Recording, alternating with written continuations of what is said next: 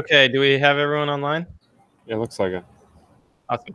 Are we going to want to have this cloned too, the code? That'll probably help. Yeah, although I'm just going to do a screen share. Okay. So let's see. Let me do a screen share so I don't share any mnemonic seeds or anything like that. Let's see.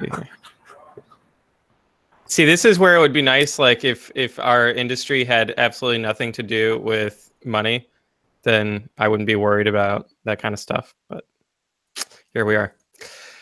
Yeah, we wouldn't be here. Yeah, we wouldn't be interested, right? Like it would be some like boring stuff for nerds. All right, let's see here. Close that. Okay. Stop that. Okay. All right. Let's do a screen share, application window, node launcher. Okay. So, is this okay for everyone, or should I change the theme to like the white background because this is the Darkula? Let's see. Preferences. I like it. Yeah. It might be easier, like for people who stream it on YouTube, if we do the work. Okay. All right. Yeah, that's better. Okay. So the I'm just gonna go get into it, and in the notes you can ask questions, or actually, yeah, ask questions in the notes, not in the group chat. That'll be better. That way we have like an FAQ inside. All right, so the node launcher entry point is run.py, which is at the top level of the repository directory. Here, yeah. I can't edit the notes. Oh, let's see. That's a problem. Editing, share. Anyone with the link can edit. There we go. Saved. How about now? Good. Okay, awesome. All right, so the entry point is run.py. And the so let's notes linked. It's right there. I think Justin put it in already. Let's see. Put it in again. Okay. So for the bundling of the application or .exe for Windows, I use this tool called PyInstaller. I highly recommend you take a look at it. I got it working and it works, but I can't say that any more than that, right? Like I think that there's probably cleaning up to be done on these. These are .spec files that it's actual Python, but it's used by the PyInstaller utility to generate the executables for their respective platforms. And what this allows you to do is to be able to run a Python application without having the person, your user, install Python and install all the dependencies, because they're all bundled inside a .exe or a .app. So if you're distributing desktop or laptop applications, this is the way to go with Python. And the alternative would be to like create a website, a SaaS type service, but that is wholly incompatible with what I'm trying to accomplish with the node launcher. All right, any questions about PyInstaller? Anything like that? Okay, so the entry point, let's go back to that, run.py. So you'll see in these .spec files, there should be, right, it's analysis and then run.py, because that is where everything starts. So we're using a framework called Qt. David, let's ask the questions in the Google Doc. I'll answer it there. So Qt is a framework that is written in C++. It's also, I mean, I call it Qt all the time because Qt is just like a weird name to give to a UI framework. But it's written in C++, and in the past, there were third parties that maintained a wrapper around this C++ framework.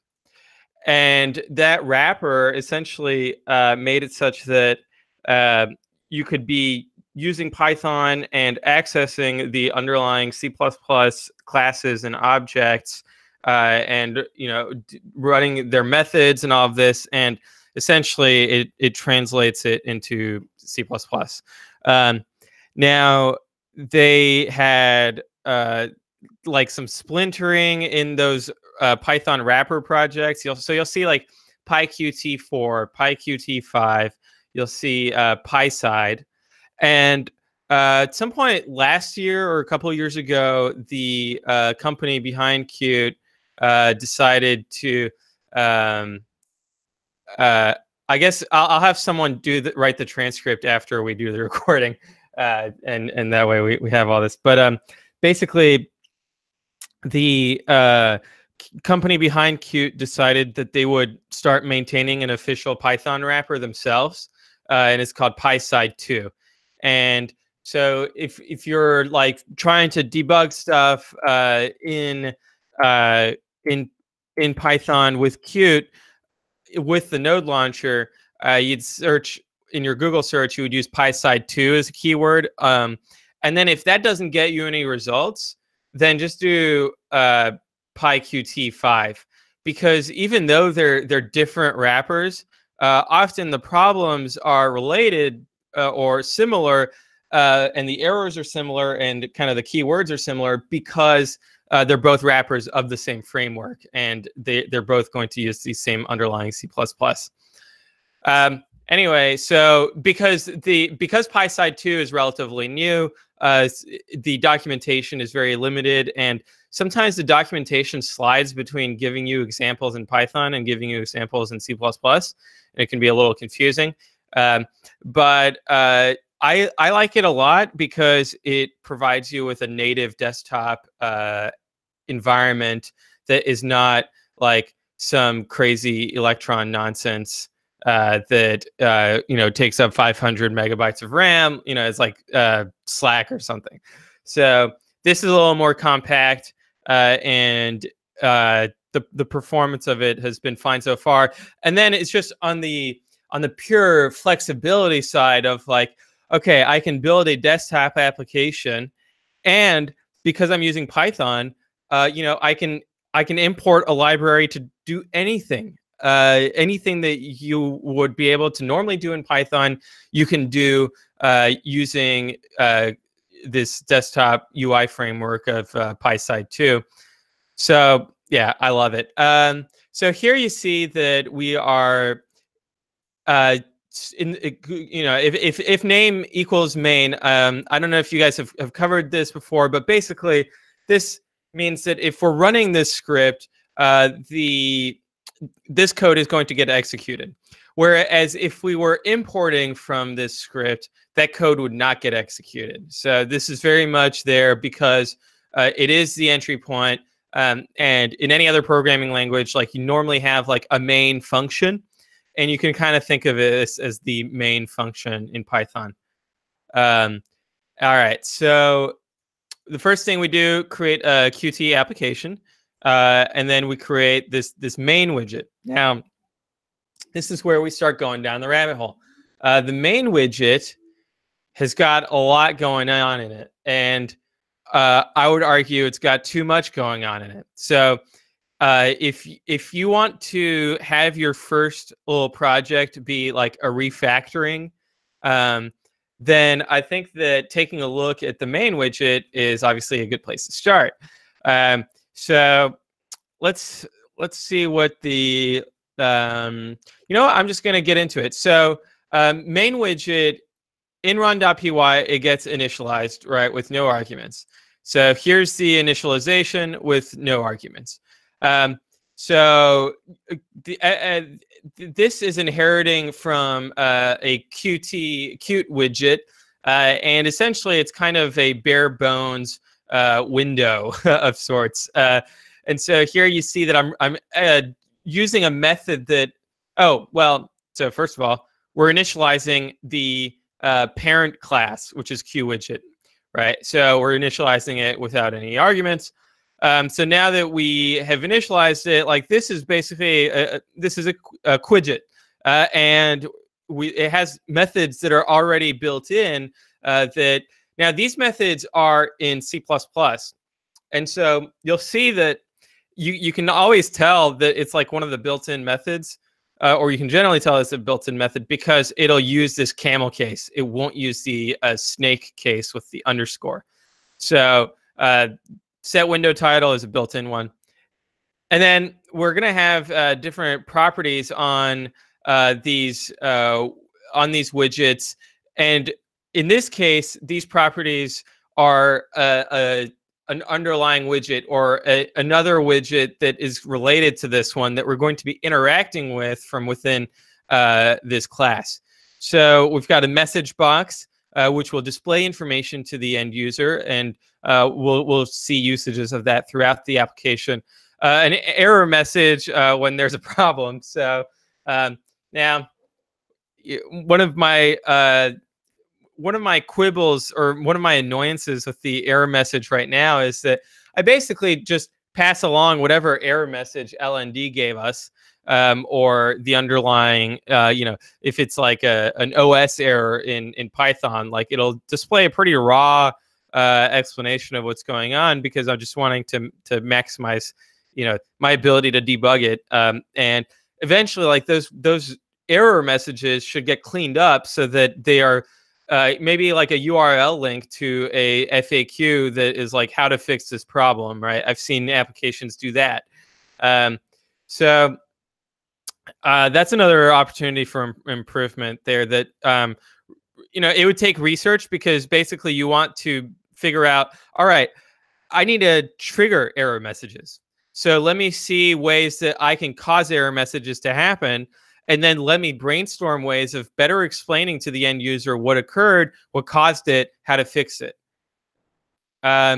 Okay, so message box, set text format, Qt rich text. So this is just I'm configuring the underlying Q message box widget. And, I should really just move it up closer to it. Okay, so then we are going to create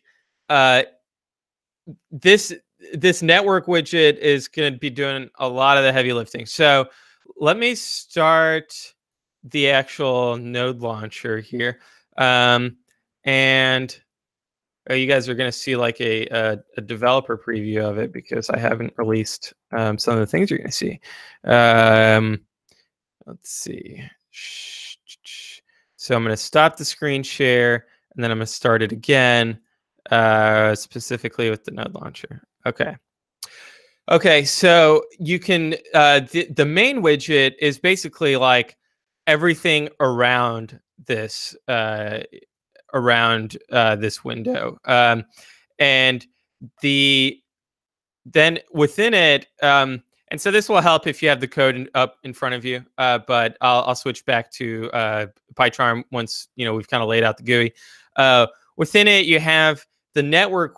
The data directory group box is this rectangle up here. So this is where the user configures the data directory, and that's something, what I want to see is have it be factored out. Essentially, have, if you're doing an installation of any kind of software that takes up a lot of data on your hard drives or an operating system installation, it's going to provide a menu of where do you want to install this, and it's going to display the amount of disk space available on the various hard drives that are connected to your system, right?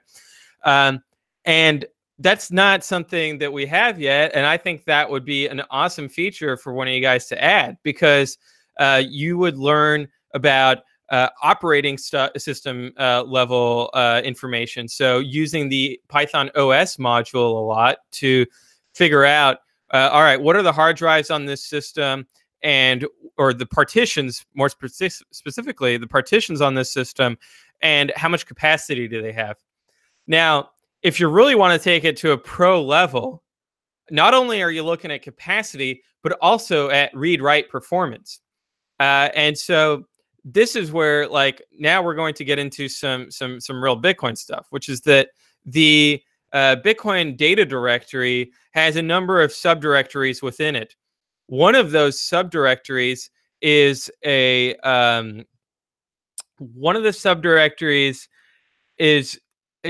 block archive, essentially. So that's the blocks directory, and it has all of the blocks stored on disk there.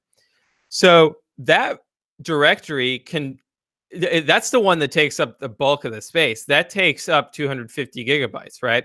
So the other thing about that directory is that when you are doing initial block download, or even when your node is running afterwards, all Bitcoin does is write to that directory.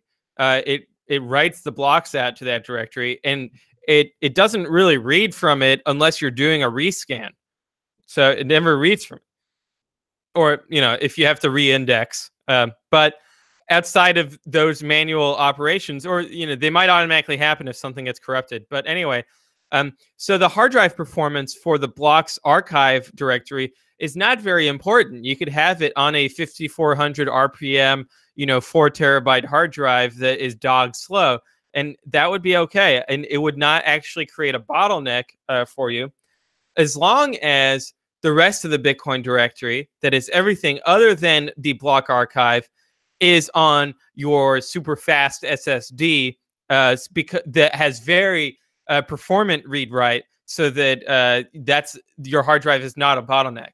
So if we could get the UI to be able to communicate that to the end user, so that they understand that, all right, I have to set 2 data directories. I've got to set the data directory that's going to have things like, the mempool data. It's going to have index data on it. It's going to have the UTXO set on it. So those things that need read-write performance.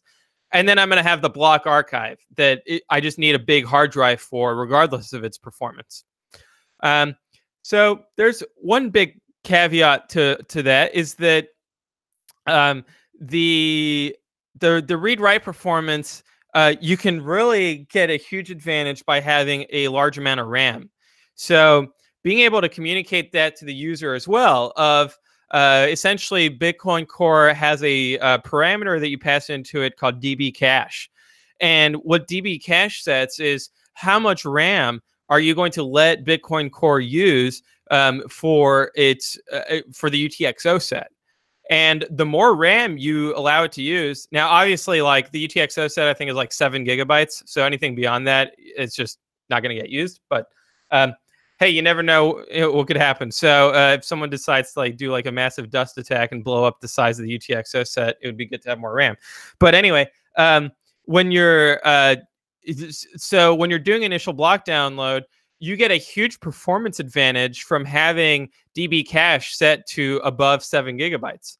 And the node launcher automatically sets db cache by looking at how much RAM you have installed on the system, how much RAM is being used, and then so the difference between those two numbers is kind of the raw, free RAM space, and then I cut 30% out of that just to be safe, and it'll set db cache to that. Now, I'd like for a way to communicate that to the users, so that let's say they are on a system with 8 gigabytes of RAM, and they have Chrome open and with 1,000 tabs, and that's taking up all their RAM. And then they start initial block download, and they're frustrated about how long it's taking. Now they've introduced a artificial bottleneck to it, and now what if they just closed all those tabs? db cache could be bigger, and then they would be able to get initial block download a lot faster. So I think that communicating the bottlenecks on the user system and the system requirements in a dynamic, in a very UI, a user-friendly UI would be a huge advantage. And really, right now, I have it all in one window, or in one interface. But ideally, you have like an initial setup phase where it prompts you, all right, what data directory setup do we want? Here are the drives. All right, you click next. Okay, here's your current RAM situation. Here's the processes, the top 10 processes that are consuming your RAM and how much RAM they're consuming. Exit them and then refresh if you want to, have a more performant Bitcoin node. And then you hit next, and you're done with kind of the first setup phase. All right, so at that point, you see what's called the network widget. And the network widget has two tabs on it. So it's got mainnet and testnet. I don't know that this is the best way to set it up. I think that it could be a lot cleaner, but I'd be interested.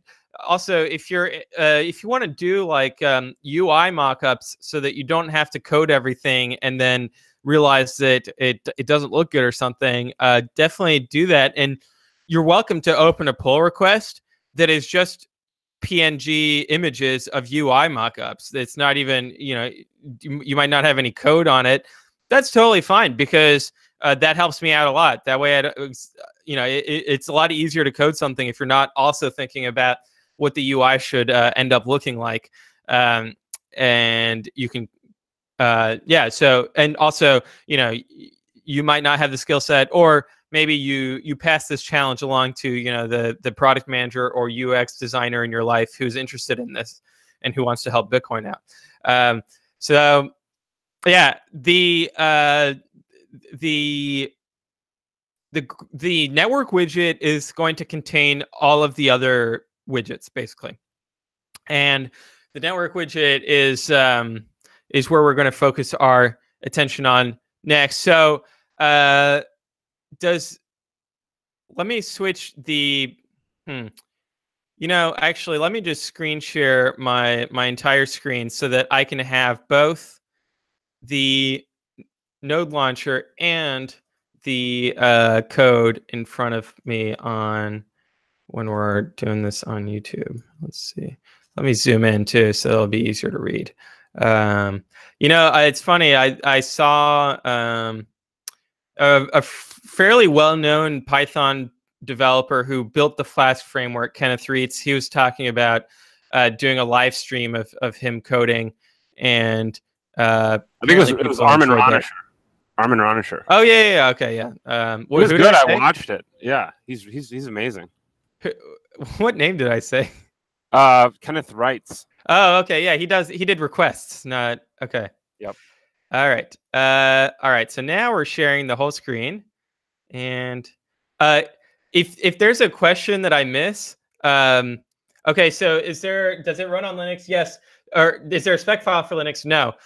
So basically, what needs to happen there is that rather than using a spec file, that we would use the package manager of whatever respective Linux distribution you want to be using. So I use Ubuntu, and I just do Python run.py, and it works just fine. I've made changes to it so that it works just fine. It's just I don't have it packaged for Linux because if you're on Linux, I expect you to be savvy with the command line. I have been disabused of that notion by the number of people who ask me for getting it on Linux because they don't know how to use the command line and they are on Ubuntu. So that's an interesting development, and maybe 2019 is the year of desktop Linux. Anyway, so packaging it as a .deb file. If someone wants to write instructions on how I would do that, and then like sign it with my GPG key or whatever, and get it introduced into the right repository, or like figure out like a PPA for that or something, I'd be happy to do it if the instructions are written up. Now I wouldn't like want to ask someone else to maintain it, both because it'd be a drag on their time and also because it would be kind of a security problem. But that's definitely something that we could work on. Okay, so back into the code. So I can't see any of the questions right now, so feel free to voice your question so that I can address it if I miss it. All right, so the data directory box we talked about. So the data directory box has a select directory dialog, which is like the classic, find a folder window. And so here, if I do select directory, you would go find your Bitcoin setup. And then show directory actually opens the window so that you can find your, so you can see like what's the directory that's been selected. Now, if you select a directory that is on a small hard drive, so then at that point, if it's too small and it has to prune, it's going to prune. And it's going to show that to the user using this prune warning label. And yeah, so this is how a button works with PyQt, which is that you don't have to set a property. I do because it helps with testing. Also, if you submit a pull request, I do expect you to submit at least some rudimentary unit tests along with it. I know that my test coverage is not 100%, but it ought to be, and we'll get it there. So please do include tests. If you have questions about how to write tests, like feel free to ask me. I'd be very happy to explain to you how to do that. It kind of becomes a chore if you don't stay on top of it. So the button it's called a Q push button, and this is the text that's going to appear inside of the button, show directory, and then we're essentially connecting a function to an event here. So show directory button dot clicked, and so this is a built-in Qt event. And if you go look at the PySide 2 documentation for Q push button, you'll see clicked as an event there. And then you do .connect. You can do .connect on any event, and you can also at a later point, we'll on another day, I'll explain how to create your own events because they are very useful. And so here we're connecting it using a Lambda function. And we're using the Lambda function here because we're passing in an argument. If we're not passing in an argument, then you don't need to use the Lambda function. And you could just put reveal like that, and it would work fine.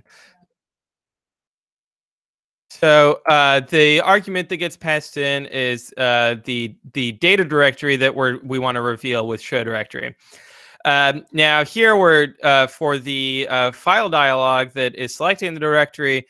We have another Lambda function, and it does this select new on the directory dialog class. So, and it passes in the current data directory. So because that's where the select directory is going to start. It's going to start in the current, whatever is set as the current data directory.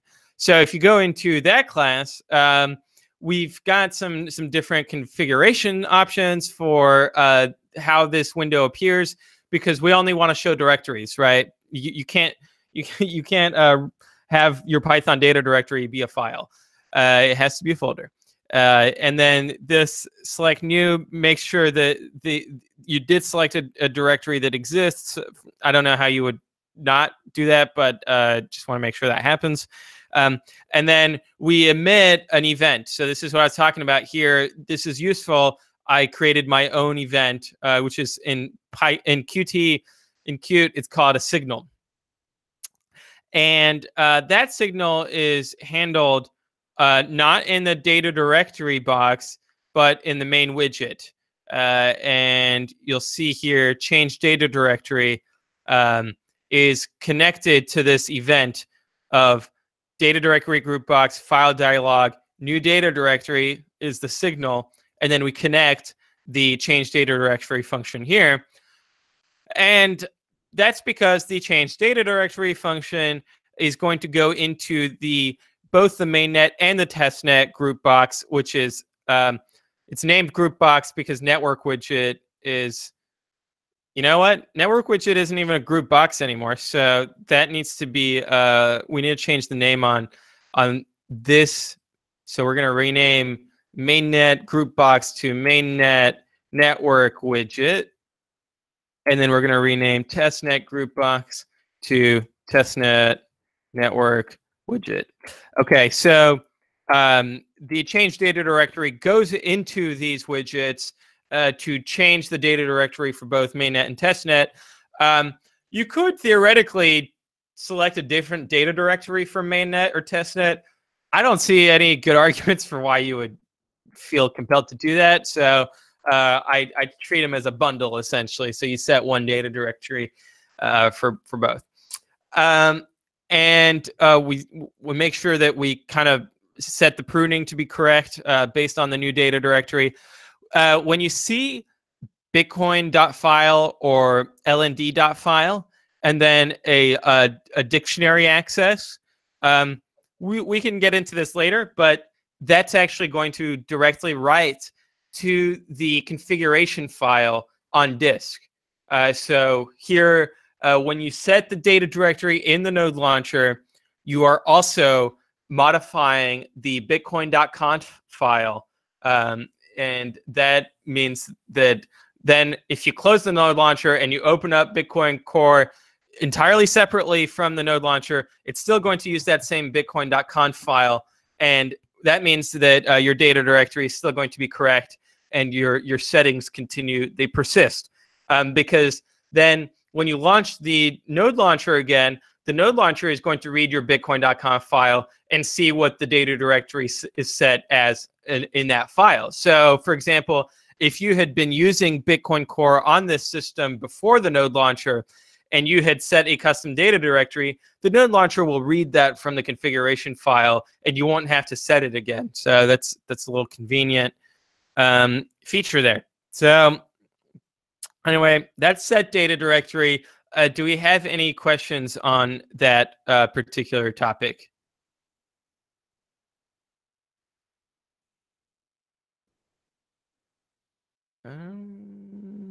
Nope. Okay. All right. So the next part we're going to look at is the network widget. So the network widget is identical for both networks. So I'm just going to get in, I'm just going to be showing the mainnet one. They're identical. So Pierre, I have a small question. Every once in a while, could you just hit that show in folder button on PyCharm just to show kind of where we are in the source tree? Oh yeah. Okay, so if you look at the top left here, X over there, yeah. So we're in node launcher, node_launcher, GUI main widget.py. Gotcha. And let me GUI. All right. So yeah, let's talk about the directory structure. So node launcher. And then there's tests, right? So I try to make sure that the naming mirrors the two. So like test assets is going to test everything that's in the assets directory. Now, just quickly, the assets directory is that Bitcoin logo that you see there, and so it's in here. And then I have kind of a utility class that allows you to get these images. And then in GUI, I have components. Components is kind of a weird directory. It's like other, but it's also things that I think could be reused across different things. So there's components. And then data directory has all the Qt classes related to the data directory. So everything under GUI is going to be Qt related. If it's not Qt related, then it should be factored out into a different folder. And so if you see anything like that, then definitely you can open an issue and be like, hey, this doesn't belong in the GUI directory. That's fine. I'll get around to it eventually. Now, it's even better if you submit a pull request with full test coverage that refactors it. That would be awesome. Let me just interrupt. That was one thing I saw you're doing quite a lot of. Is just if there's any little problem, just open a pull request. There's not a pull request, an issue. Yeah. You're just kind of like, if you see a problem, make an issue, and that's a good way to contribute, because that'll stick around absolutely. And someone will fix it. Even if you can't address it immediately, it's better to just document what else is going on. And so, yes, that's a way to contribute. Yeah, definitely. And if you're looking for something small to start with, or something that piques your interest, just start, browsing through the issues and clicking around. And if you have questions about an issue, that's also a way to contribute. Like, hey, can you clarify what this issue is, so that it's not worded very well or whatever. Or if you want to say, hey, I tried fixing this issue, I wasn't able to. Here's like a little bit of the code that I was working on, and I'm not going to work on it any longer. Like, that's also a contribution, even if the code doesn't get merged in, because that means that the next person that comes along that wants to take a shot at it can kind of see what your work was and try to improve on it or take a different approach to it. Anyway, so network widget is where a lot gets coordinated. Network widget, if you see here, so there's this concept of like layouts and widgets in Qt, and honestly, like I just try different stuff out until it works. I think that the more disciplined approach to it would be to actually methodically work through the Qt documentation and understand the interaction between layouts and widgets. I think I get it at this point. Like, but if you want to jump into it, definitely. And you can go into the C++ documentation, because it's the same, right? It's going to look a little different in Python, but it's the same concepts. So anyway, there's an overarching layout that is this variable here, and it uses this class called QGridLayout. Now, QGridLayout I built myself. It inherits from the Qt version of QGridLayout, but it kind of does helpful things for me in terms of handling the because like my window is just like a series of rows of buttons, and so I just wanted it to be really easy to just be able to add rows and add nested layouts, and it handles all of that. So you'll kind of see, if you play around with these different widgets, how QGridLayout behaves with this .add layout method. Anyway, so one thing that I recently added is the ability to set your alias. So here you'll see that I access lnd.file alias. And so that means I'm actually reading the lnd.conf file that is in your lnd directory. And then when I set it, I actually, it is going to, when I do set new alias here, it changes the alias in real time, because it's actually on every keystroke that it changes it. So anyway, and then I have here select color. Select color is self-explanatory. Now, okay, so let's get into Lightning stuff. The alias has no like cryptographic guarantees to it. It has no DNS validity to it. It has no authority. Don't take it seriously. Don't let people use it to identify themselves as, so-and-so, because it's entirely trust-based, okay? Someone else can take your alias. I think that it's not even unique across the network. And don't use aliases for anything other than entertainment purposes, please. And if you need an identifier, use the Lightning node pub key, okay? That has cryptographic guarantees to it. That is unique across the network. The person can sign messages using that pub key. So for the private key associated with that pub key, right? You could use the pub key, for example, to sign a message that says, "This is my email address," and then that way all right, this email address is associated with this particular node on the Lightning Network. So don't have. And if someone says like, "Oh, I signed a message that says this is my alias, that's not meaningful because someone could, spoof that alias. Yeah. Anyway, the nodes you can see here. It's got the nodes layout. So the nodes layout is going to have everything associated with Bitcoin QT, launch Bitcoin, launch LND, and then I have this advanced button here that's not out in release yet. But if you check out master and you do run.py, you would have access to it as well. So launch Bitcoin, self-explanatory. It's going to launch Bitcoin, and it's going to, yeah. So basically, what it does different things on different operating systems, and you can see that when you do. Let's see. Let's zoom in here. Launch Bitcoin. So it connects. So this node set is pretty important concept that I should get into. Node set exists outside of GUI, and node set is basically, you can think about it as like two peas in a pod, right? You got one pea that is Bitcoin, and you've got another pea that is your LND node. The reason that they are in a set together is that you have to configure them together essentially, because LND depends on Bitcoin. Lightning depends on Bitcoin. And so you need to be able to communicate with the Bitcoin blockchain, and Bitcoin QT, Bitcoin Core is the way you're going to be doing that. So node set has both it's got an LND client that's going to be communicating with LND, and it uses the configuration from LND to be able to do that with. It's got Bitcoin.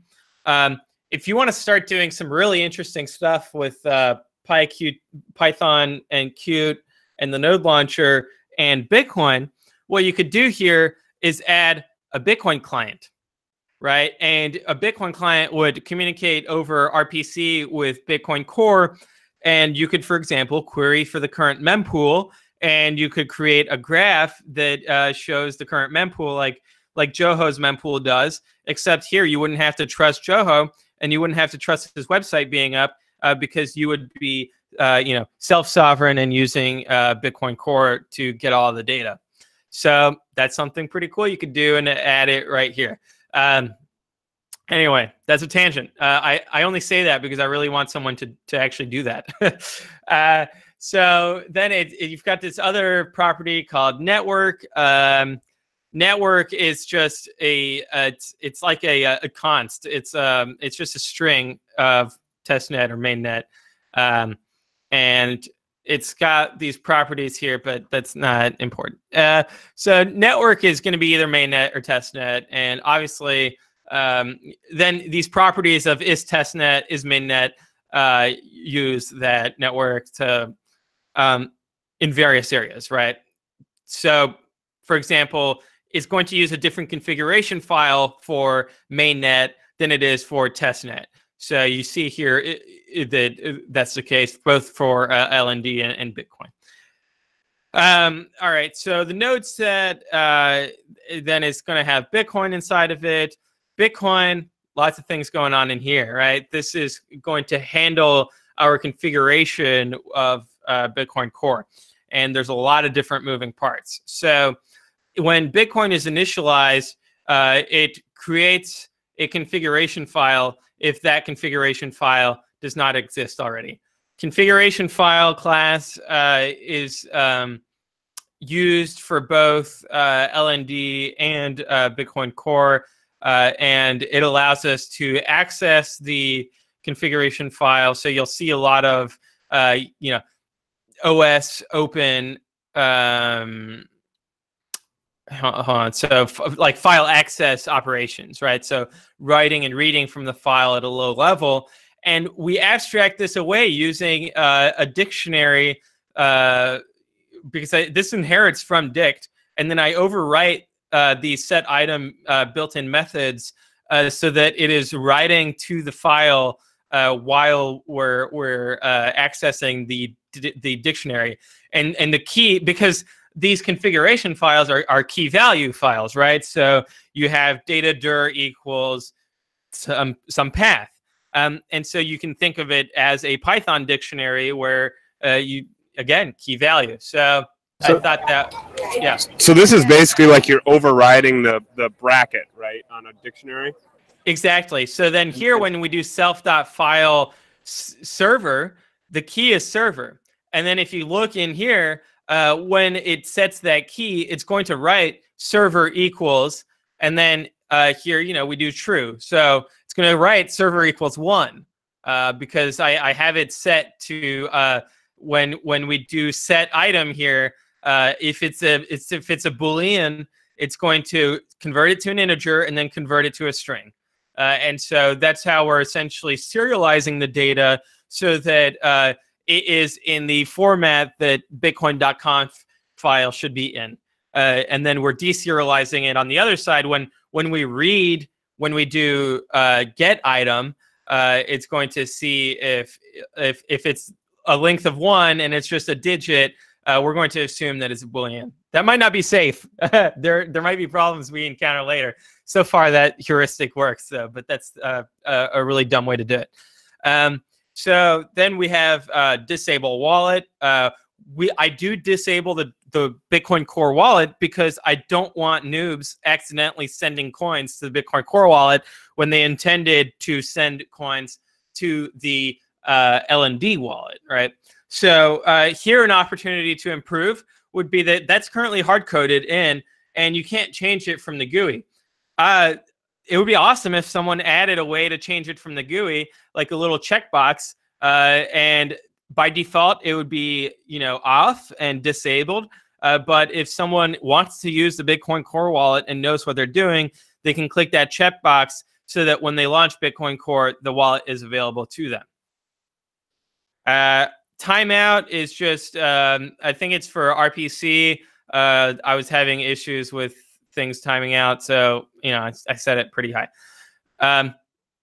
Actually, so I think that the reason I set this high was it was like LND would have timeout issues with Bitcoin Core's RPC interface. Our RPC user, if that's not set already, is just sets it to default user. I think it would be safer if this was just a random username rather than a hard-coded username by default. But we do set a random password, so presumably that's safe. So here we're just doing a random 30 numbers and letters password. Let's close that. All right, so data directory is it's a doozy. So we've got this auto-configure data dir method, and that method has a bunch of crazy logic in it that is not getting tested enough currently, and it just works through an act of magic. But I think that there could be much better both code documentation, so like comments along here that explain what's going on. I think it's relatively readable because Python is readable, but also I tried to have very clear variable names and method names. So if you notice anything in here as you work through the code that is confusing or not readable, please file an issue, or even better, figure it out and then write up some documentation or some code comments. Anyway, yeah, that's going to figure out the data directory just as we discussed earlier in the context of the UI. So if you don't set a custom data directory, what it will do automatically if you have a secondary hard drive that's pretty big is that it'll create a Bitcoin folder in it, and it'll like set that automatically. And if that's not the case, then it'll just use whatever the default Bitcoin directory is, which is dependent on your operating system. And you'll see here, so on Mac OS. So this is something I should explain. The geniuses at Apple, they built Mac OS on this thing called Darwin. And so you'll see Darwin mentioned throughout, and that's kind of like the open source core at Mac OS. But it makes things really confusing because when you're trying to like when you do Python system queries and you're like, okay, what system am I on? It'll say Linux, Windows, or Darwin. And when it says Darwin, what it means is Mac OS. I wish that they had somehow figured out a way to make it Mac OS and not Darwin, because people are like, what the hell is Darwin? It's, no Mac OS user knows that he's using Darwin. But anyway, that explains that. Maybe we could just change this name to Mac OS and then we hide it in the rest of the code. But what I have here in any case is throughout the code, it uses an is Mac OS constant, which is that it's just a Boolean of is the operating system Darwin, right? And so if it is, it's going to be is Mac OS or is Linux or is Windows. And so throughout the code base, I import is Mac OS, and that's what allows us to do platform specific operations. And then here, so on Mac, it's the application support Bitcoin directory. On Linux, it says .bitcoin in the user home folder. And then on Windows, app data is actually a constant in the OS environment. And it's in the Bitcoin directory there.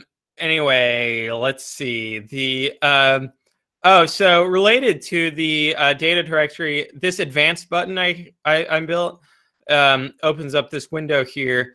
And this window has a show bitcoin.conf button and a show lnd.conf button, and it does exactly what you would expect it to do. So I'm very excited about adding that because I have a lot of people are like, I can't find my configuration file because the configuration file is in a hidden directory on my desktop computer. So I don't know who decided to put configuration files in hidden directories. It seems like a terrible idea because people want to, like, a configuration file exists to be modified. And if you can't modify every configuration option through the GUI, then the user should be able to find the configuration file without having to go in a hidden directory. But that's my rant. Anyway, the node said, okay, so we did not finish Bitcoin. We got like 20% into Bitcoin here. So data directory, prune is just going to be based on the data directory, right? So pruning means that you're throwing away blocks that are more, I think I have it set to like 7 gigabytes of data. So anything beyond that, gets deleted. But it only prunes if you don't have the data available on your computer. Detect ZMQ ports. So ZMQ ports, ZMQ is a message notification system that is pretty low level. So basically what it means is that Bitcoin Core has a ZMQ interface that notifies listeners every time that there's a transaction, whether it's confirmed or not, that comes in onto your system. And it also notifies you every time there's a block that comes in. Now, this notification is in the form of like bytes. So you would have to like go in and parse all that to understand what's going on. It's not like it sends you like a JSON document. Thankfully, most of you are never going to have to deal with that because we're building on top of people who have built on top of that.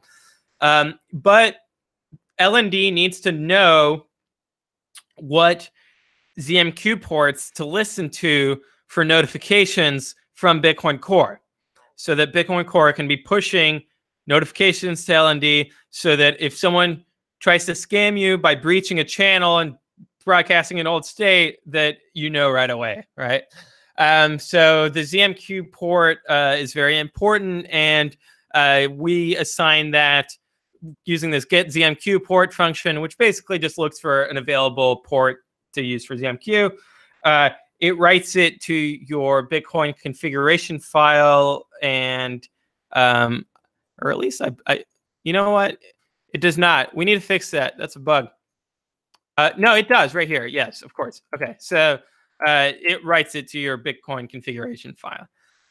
That way, when you launch Bitcoin outside of the node launcher, your ZMQ ports are still correctly configured.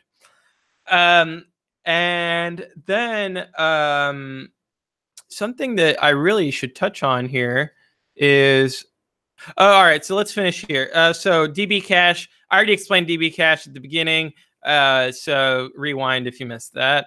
But this is the code that actually handles DB cache. And then we have this very simple little function called check process. So the underlying motivation for check process, and this exists both on Bitcoin and on LND, is that if you have Bitcoin already running and you open up the node launcher, I want to be able to find Bitcoin that's already running, and I want the node launcher to pretend that it's as if you had launched Bitcoin from within the node launcher. And I want you to be able to close the node launcher after launching Bitcoin from inside the node launcher, and then be able to open the node launcher back on, and it's as if nothing had happened, right? It's as if you had kept node launcher open. So check process is literally checking to see if the Bitcoin process is already running on your machine, and then analyzing that process so that we can extract the data that would allow us to know information about this node, so that then we can have LND communicate with it. But assuming LND is not running already. If LND is already running, then it's going to do the same thing, so that the GRPC interface and all of that configuration is done correctly. So anyway, check process is advanced stuff. We're gonna skip it, and we'll do it another day. Yeah, so these services, like for example, the hard drives, like that's gonna be that all. Let's just write that off as being advanced as well, and we'll skip all of that. Yeah, this is. Let's see. Let's rewind here. So let's go to LND. So let's refresh. The node set has Bitcoin. We just went through Bitcoin and all the configuration crap related to it. And now we're going to go through LND and all the configuration crap related to it. The LND has things that has configuration options that come out of Bitcoin, right? RPC user, RPC password, ZMQ. We're reading the Bitcoin configuration file and then writing that information to the LND configuration file. We're setting the debug level. It would be cool if the user could set that themselves. Okay. If you're a very advanced person and you want to get in touch with me because you want to take the process and put it inside and essentially daemonize it so that when you do launch Bitcoin, it doesn't open up the Qt interface and everything. It opens up Bitcoin D instead, and then we use information that's being spit out by standard out, and we use that to understand what the state of the node is, and then communicate that to the user with the GUI. Get in touch. That's something that I want to have on the next major release.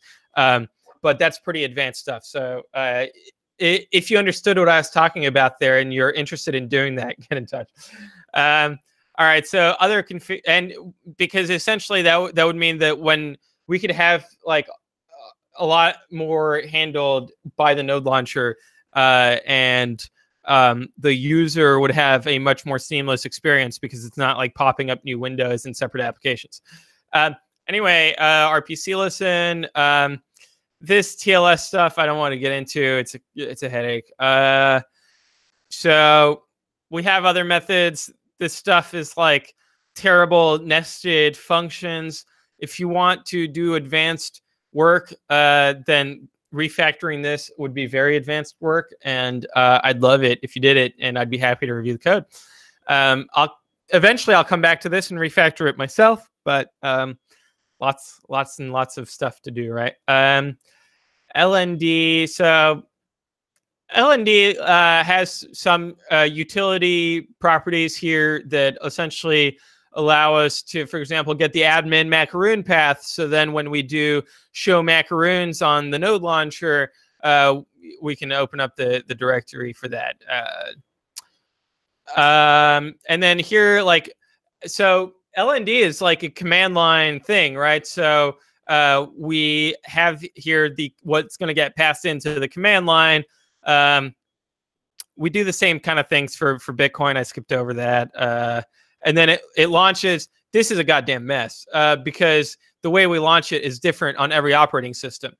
Now, what I want to do is, as I was just saying, internalize the process, take extreme ownership of it, use the QProcess library class that's in Qt, and handle everything in-house. And so it would be, broadly speaking, it would be platform independent, and we wouldn't have to have a crazy way of launching LND on every platform, which includes creating a temporary .bat file on Windows that has not been playing nice with antivirus, because I think viruses do shit like this because they're hacky and I'm hacky. And now the node launcher gets flagged by antivirus software and people are like, oh my God, Pierre's a scammer. But if we could get that squared away, that would be great. So that's LND. LND client, you know, it's a gRPC. It's a wrapper around gRPC. A very thin one at that. It handles the authentication. So very important point here. If you are interested in writing Python code that communicates with the LND gRPC API, what would be really cool would be for you to factor out LND client from the node launcher code base and create an entirely separate Python library that way you could do pip install LND client, and all of this like boilerplate junk of authentication and serialization and whatever it is, like you could hide all of that and make it so that every person who comes to write a Python, API client doesn't have to go through the headache of like, okay, how do I, read these bytes and then deal with like opening up these SSL channel credentials and the TLS cert and all of this nonsense. Like, hide that and create a separate LND client Python library that everyone can pip install and use that in common. That would be huge. That would be very valuable. And it would be a very small library, and you could then create like a very user-friendly API. And I would use requests, that was written by, I'm going to get it wrong. Armin Ronisher. Oh my God. So like he built an API around sending, get, post, delete requests on REST API calls. And people love it because it's so like developer friendly in that the methods are things that you're able to remember. You don't have to look up the documentation every time. Whereas if you use the built-in standard library Python URL lib, I think it is, like that's a goddamn mess. You don't like, so you want to use and I say that lovingly because then requests builds on top of that. So Pierre, this would be something that would be like reusable beyond just this one project, right? Right, exactly. So for example, there's the LN- project, which is a Flask, Python Flask application. Like he rewrote all of this same crap for his LND client. It would be awesome if we could merge those two. And I know there's plenty of other people who have also done the same thing, so that everyone who wants to communicate with the gRPC interface in Python can use that one library, and then the node launcher can use it, LN- can use it, any Python application, you know, like if you're like a data scientist who's extracting data from your LND node and you're using pandas and you want to like, well, why would you have to write the LND client? There should already be a library that you can pip install and you put in your requirements.txt file and that has good excellent test coverage and that is kind of battle tested and has all these like weird things like, you know, you want to have gRPC options like max receive message length because the Lightning graph is so goddamn big at this point that we have to customize that setting. What a beautiful problem to have, right?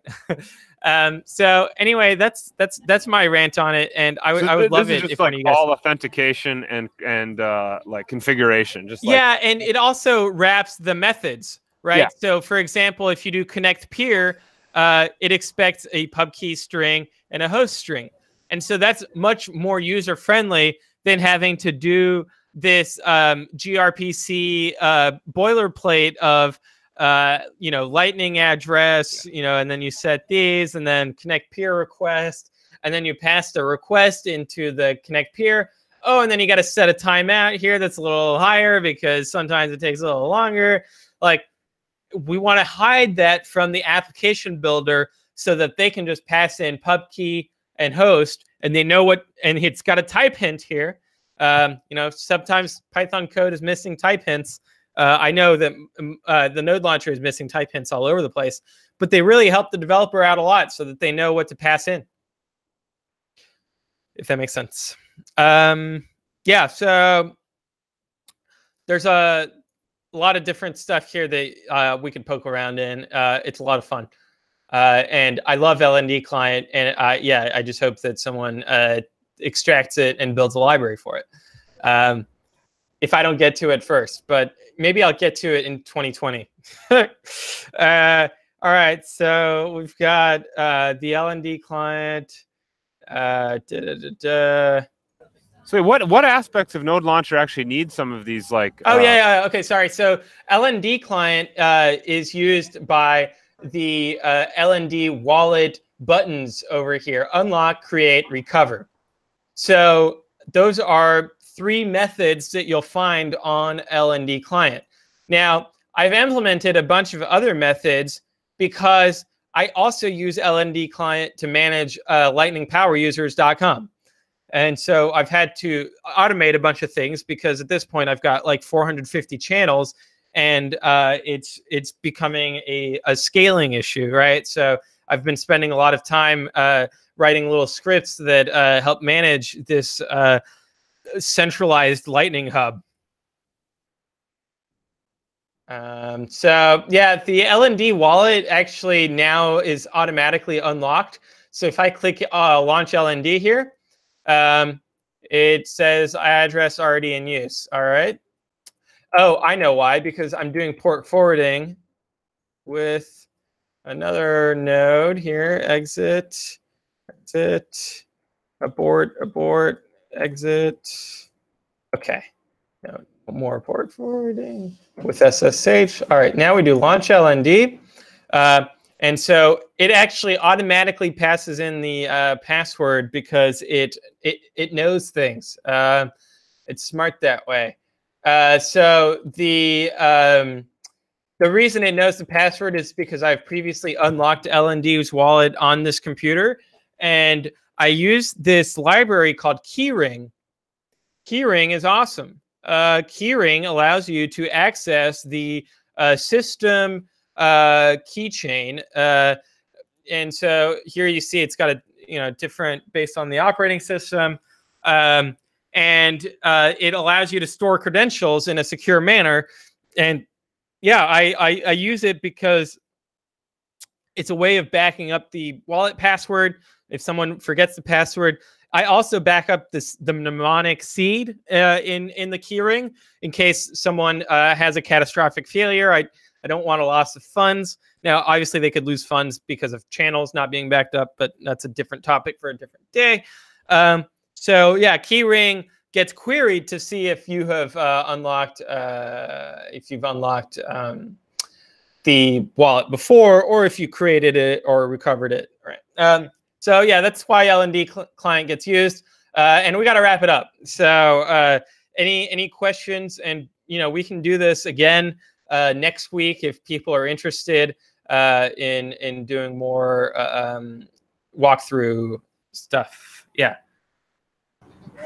I think that was great. I think one thing that would help further this is if you could sort of describe it, just a little bit more clarity on some places to, like, some things to dig your teeth into. Like I think if some good first projects were specified, that would be a good way, and then maybe they can get some progress and we can try again in the future.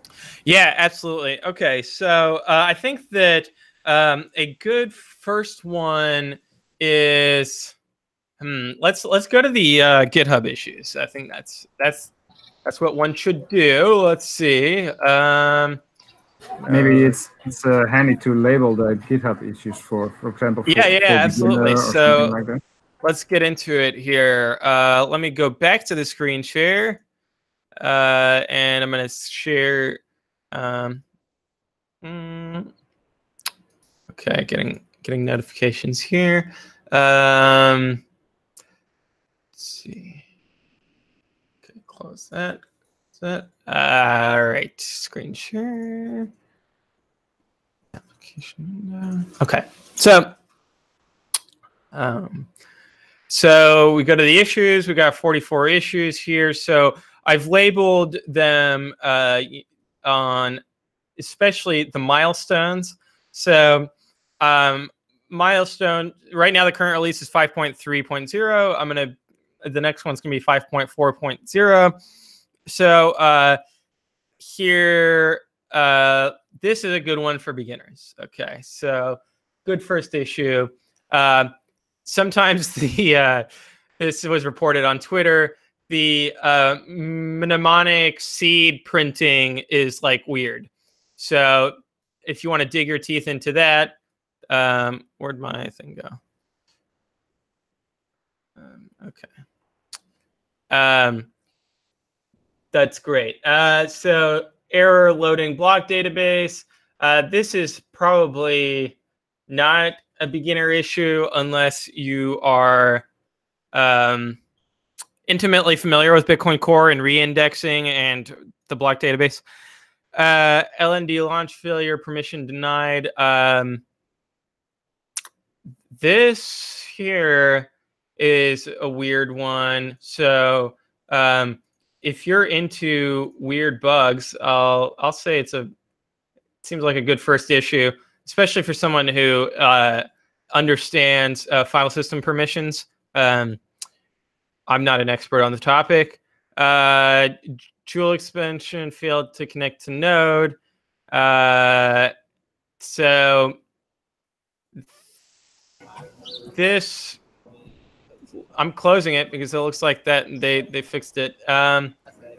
Yeah, I think if you could just run through and just tag, make sure you get all the ones good first issue tagged. I think that would probably be sufficient. So that would actually be a good first issue for people. That if you go through an issue, like if you see that it is like way too advanced for you, then move on. But if you see that it like hypothetically you could work on it, then tag it as a good first issue, because like there's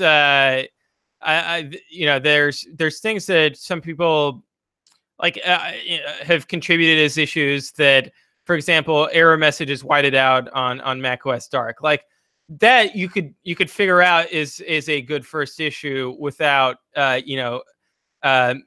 necessarily having like deep knowledge of Qt or anything like that.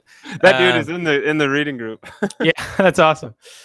But really, I think that you got to find like what speaks to you, like what would be a good first issue to you through the actual usage of the node launcher, right? So use the node launcher, and then like if you have any points of friction or if you see anything that you feel like could have been improved, then that's a good first issue for you, and that's going to be different for each individual person, right? If you bite off more than you can chew, reach out to me, and I might be able to like get you unblocked with like a very simple, observation or one line of code, and now an issue that would have been otherwise too hard for you becomes a good first issue. Just be very proactive about communicating with me, because and then communicating with me on GitHub on the actual issue, with a comment, and then do the @PierreRochard so that I get a notification. Then, because that might be something that, I'm on my phone and I get the notification and I see exactly what you need to do. And, that's like one sentence that unblocks you and allows you to make a major contribution to the node launcher. So definitely just be proactive in communicating if you pick an issue and it turns out to not be a good first issue. Yeah, and I'm always here to help you guys with any Git problems. Like, I'll teach you guys Git. Like Waldo, the guy who did the Tor thing, he had never used anything on GitHub, and so we spent a couple hours teaching him how to do all that stuff. And if that's your case, I would gladly do the same. Yeah, definitely. It definitely makes more sense for you to communicate with Justin about any issues that are not specific to the node launcher and to the node launcher code base. And now, even like Justin, I don't know how much you want to learn about the node launcher and handling issues related to it, but yeah. I'll help some. Like, the reason I'm interested in it is because it is such a good first project, because there's so many aspects to it, and there's so much that needs to be built. Like, there's 1,000 features that you need. Oh, yeah. It's like a great, and it's all Python, and these guys are pretty good with Python now. And in my mind, it's like, it's the full stack, right? It is Bitcoin LND, right? It's BTC LN. You're touching both protocols. You're actually launching, the reference implementation. You're learning about how to configure the reference implementation of Bitcoin. And you're learning about LND, which is, the major node that a lot of most people are building on. Like, C Lightning and Eclair are awesome as well, but I think the reality is that LND has more market share than they do. And then on the GUI front end, like, Bitcoin Core uses Qt in C++. So if you learn Qt in Python and then you go into the C++ code, you're going to know exactly what's going on, because it's such a thin wrapper around the C++ that by learning Qt in Python with the node launcher, and then you want to like become a hardcore Bitcoin Core contributor, then you're well positioned to do it on their UI front end. Yeah, so let's do this again if people are interested and if they enjoyed it. Thanks for doing this, Pierre. Yep, for sure. Thanks a lot. Awesome. My pleasure. All right, bye, guys. See ya.